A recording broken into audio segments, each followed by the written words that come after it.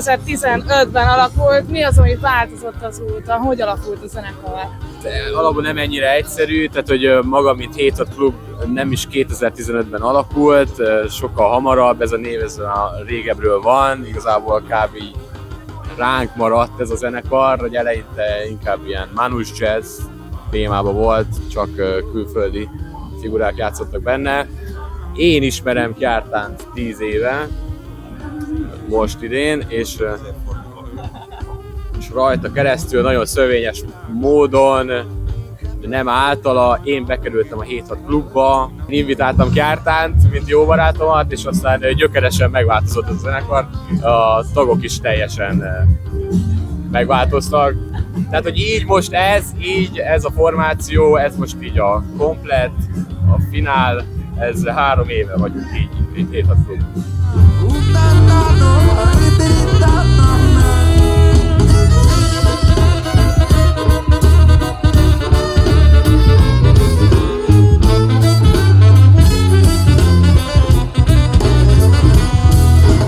Egy picit másik irányból fogom megközelíteni a dolgot. Hanyadik Malom Fesztiválotok, hanyadjára vagytok itt ezzel a formációval?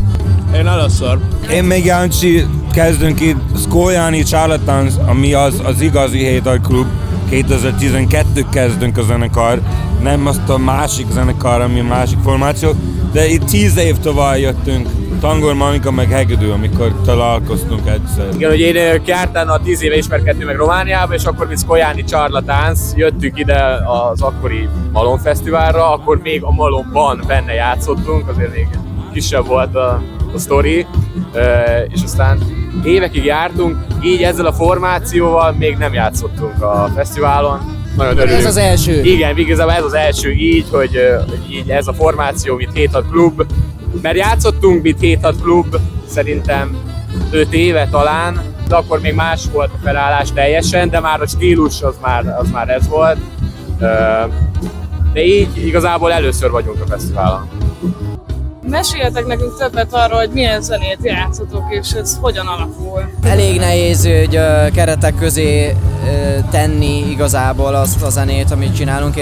Én 5 éve kerültem bele a zenekarba, és akkor szóval balkáni feldolgozásokból, balkáni dallamokból indulunk ki, de ezt megfűszerezzük igazából modernebb stílusokkal, hip-hoppal, itt-ott ilyen, tehát talán rockosabb elemek is, főleg a dob és a basszusgitár által is bejönnek, de egy elég színes palettán mozgunk igazából. Talán így azt lehetne mondani, hogy ilyen népi dallamokból építkezünk, de aztán azt teljesen kiforgatjuk és átvisszük modernebb dolgokba.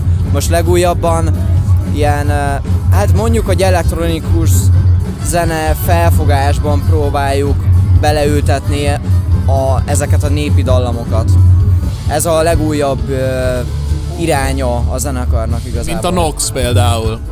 A Nox? Mint a Nox, hogyha ismeritek a Noxot. Hát én bírom a Noxot, de ki ne bírja, én ugye? nagyon szeretem, de hogy másik vonal, de hogy igazából olyasmi talán. Most ilyen technósabb irányba mentünk el, de hogy mindenképp ilyen dallamos, meg ilyen népi. 90-es évek őrületeit építették be a népzenében, mi meg a mostani őrületeket.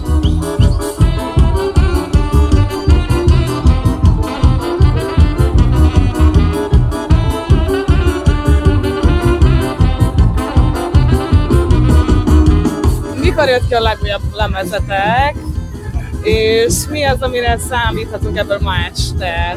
Legújabb lemezünk igazából, ami egy kis lemez volt, az novemberben jelent meg tavaly, és ez igazából annak az őrületnek a kezdete, amit most ugye a Gazi elmondott, így ez a technózgatós, népzenélgetős halmaz, és ebből azért elég masszívan számíthattok a ma este, egy ilyen koncertfele ilyesmi lesz.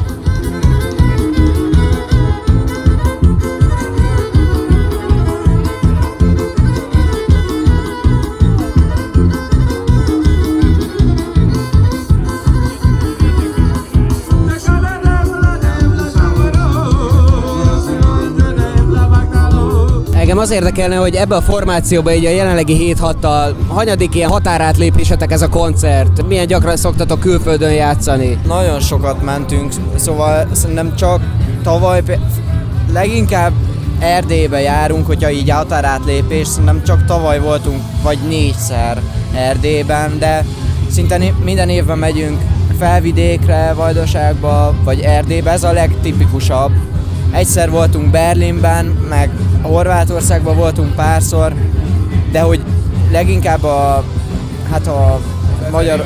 Az 1000 éves határokon belül szoktunk muzsikálni, aminek nagyon örülünk, de azért szeretnénk majd a jövő évben koncentrálnánk kicsit ezen túllépni. Annyira nem vagyunk jók abban, hogy így külföldre nyissunk, próbálunk ezen javítani, tehát hogy segítség, bárki jöhet, hívjatok nyugodtan, akarunk menni külföldre, és fogunk is.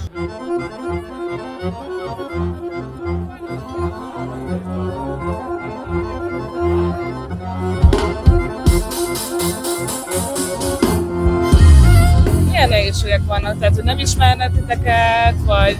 Én azt látom, hogy ahhoz, hogy egy zenekar tényleg jól tudjon futni, ahhoz nagyon-nagyon sok mindennek kell stimmelnie.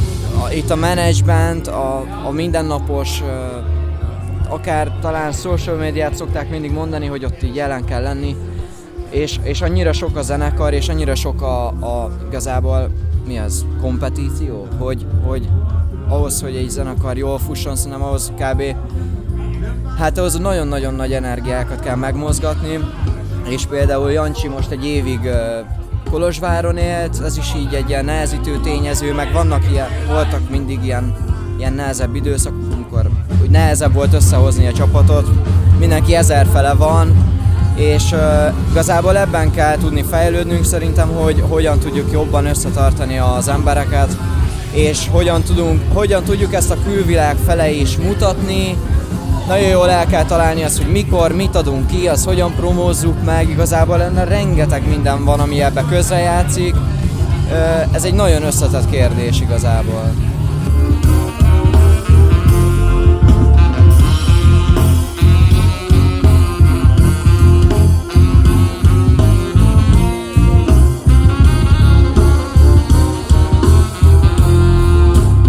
Egyébként ezeken a koncerteken bármi más csináltok-e, vagy bármit csináltok-e másképp, mint a hazai koncerteken? Hát igen, de hát hogyha így meghívnak bennünket valahova, akkor azt így feltételezzük, hogy így azért hívnak meg, mert hogy így bennünket akarnak hallgatni, szóval hát alapvetően mindig magunkat visszük, és próbáljuk magunkból a legtöbbet kihozni, meg a legjobbat.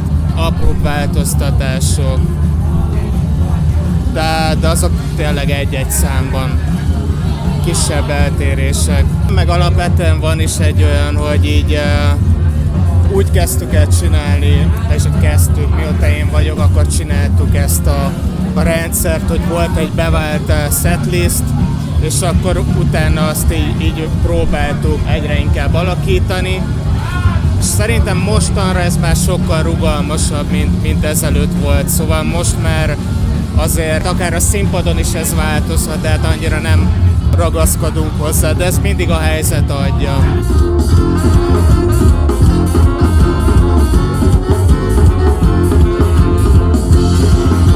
Hogyha végigmenjünk neki, és egy szóval jellemeznétek a zenekart, akkor mi lenne az?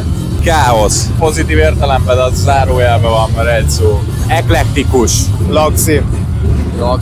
Hú. Geci, jó. Jó. Get jó. Hektikus.